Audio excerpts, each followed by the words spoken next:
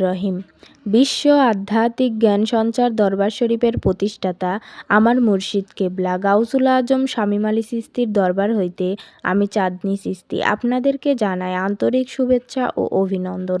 আমার লক্ষ্য আমার মুর্শিদ কেবলা গাউসুল আজম শামীম আলী চিশতীর লেখা গ্রন্থ হইতে আজকে কিছু তত্ত্বকথা আলোচনা করিব। সবাই ধৈর্য ও মনোযোগ সহকারে আমার এই আলোচনাটি শুনিবেন। আজকের আলোচনাটি করব যে আমরা শুধু এই বাংলাদেশে নয়, বিভিন্ন কান্ট্রির মানুষ, মুসলিম কান্ট্রিতে সকল মুসল্লিরা অজু করছে, নামাজ পড়ছে, কিন্তু মুসল্লিরা একটা জিনিস জানে, হাত ধুবো, কুলি করব, নাকে মুখে পানি দিব, মস্তিষ্ক মাসেহ করব, এটাই তারা মনে করে আমরা পবিত্র হয়ে গেছি। না বাবা না, আসল বিষয় ধরতে গেলে এটা সেই অজু নয়। অনেক মানুষ মনে করেন যে আপনারা সারাদিন কাজ করবেন, হাতে ধুলা লেগেছে, পায়ে ধুলা লেগেছে, বিভিন্ন জায়গায় ময়লা ভরেছে, এগুলো অজু গোসলের মাধ্যমে নিজেকে পরিষ্কার করা হলো। পরিষ্কার করা আর পবিত্র করা এক জিনিস নয়, কারণ আল্লাহ কোরআনে বলেছেন যে নিজেকে পবিত্র করলো সেই সফল কাম। তাহলে হাত পা ধুয়ে মাথা মাসহ করে এটাকে কি পবিত্র বলা হয়? পবিত্র কোনটি? মানুষ যখন মৃত্যুবরণ করবে তখন এই মাটির দেহটা মাটির সাথে মিশবে। এর প্রমাণ হলো যেদিন আদম বানানোর জন্য বিভিন্ন ফেরেশতারা আল্লাহর হুকুম নিয়ে যে মাটি আনতে গিয়েছিল, মাটির আরেক নাম হলো বসুমতী। এই বসুমতী বলতেছে, খবরদার হে ফেরেশতারা, আমার মাটি তোমরা নিবে না। যদি আমার মাটি নাও তাহলে আমার জায়গাটা গর্ত হয়ে যাবে। তোমরা কখনোই আমার মাটি নিতে পারবে না, দিব না। সমস্ত ফেরেশতাদের মধ্যে মায়াদয়া বেশি ছিল। তার মায়াদয়া বেশি ছিল বলে তখন দেখা যায় তারা মাটি না নিয়েই চলে যায়। তখন কি করবে? আজরাইল তো খুব রাগী। আজরাইল ওখানে গিয়ে ধাপ করে মাটি নিয়ে নিল। তখন বসুমতী মাটি বলতেছে, হ্যাঁ তুমি এটা কি করলা? তুমি আমার মাটি কেন নিলা? আমার জায়গাটা গর্ত কেন করলা? তখন আজরাইল বলতেছে, এই বসুমতী, এই মাটি যে আমরা নিয়েছি আল্লাহর হুকুমে, এই মাটি দ্বারা আল্লাহর নির্দেশে আদম বানানো হবে। আদম যেদিন মৃত্যুবরণ করবে সেই আদমকেই পবিত্র করে পরিষ্কার করে এই মাটিতেই রাখা হবে। তোমার মাটি সেই তোমার মধ্যেই জমা দেওয়া হবে। তোমার টেনশনের কিছু নেই। তখন তো আর এই গর্ত থাকবে না। তখন বসুমতী যেই মাটি, এই মাটি তখন শান্ত হয়ে গেল। এখন যে কথাটি, সেই কথাটি হলো শুনুন।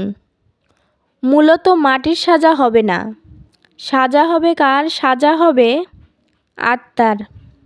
এই আত্মার মধ্যে যদি পাপের ময়লা লেগে থাকে তাহলে এই আত্মারই সাজা হবে।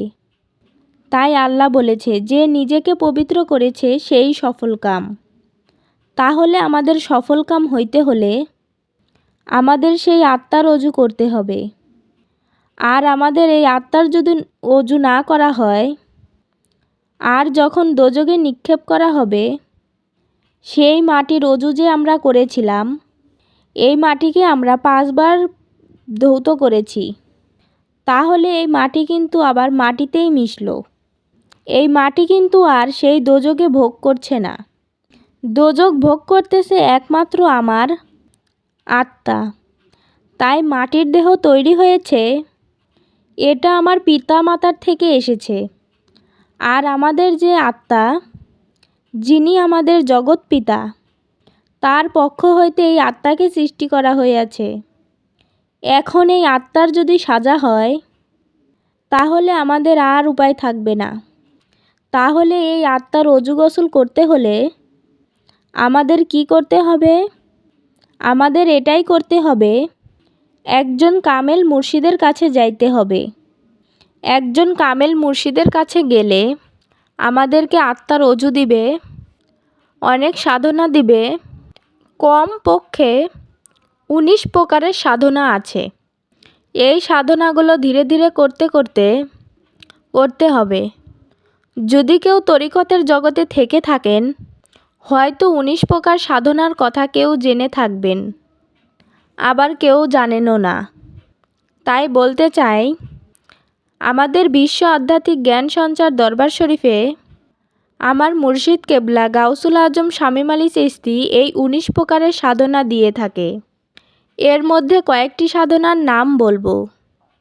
রেচক সাধনা, পূরক সাধনা, কুম্ভক সাধনা, ধ্যান সাধনা এবং চিক সাধনা, স্রন্দ এবং সূর্য সাধনা ইত্যাদি ইত্যাদি। এই সাধনাগুলো যদি নিয়মিত করতে পারেন, তার ভিতরে যে আত্মা দুনিয়াতে পাপ করার পরে সেই পাপের ময়লা যে আত্মায় লেগেছে, সেই আত্মায় এই পৃথিবীতে থাকতে যদি আমরা পবিত্র করে না যেতে পারি, তাহলে আমাদের সেই হাসরের দিন, সেই আল্লাহর বিচারের কাছে যখন আমাদেরকে উঠিয়ে বলবে, হে বান্দাগণ, তোমরা যে এসেছো, তোমাদের আত্মায় পাপ আছে, এই পাপ সেই পাপ করেছো, এখন তোমাদের দোজখ ভোগ করতে হবে। তখন বান্দারা বলবে, আমরা তো এই পাপ করিনি। তখন কি বলা হবে? তোমরা যে অস্বীকার করছো, তোমরা পাপ করনি। তখন তাদের ভেতর থেকে একটা রিল বের করবে।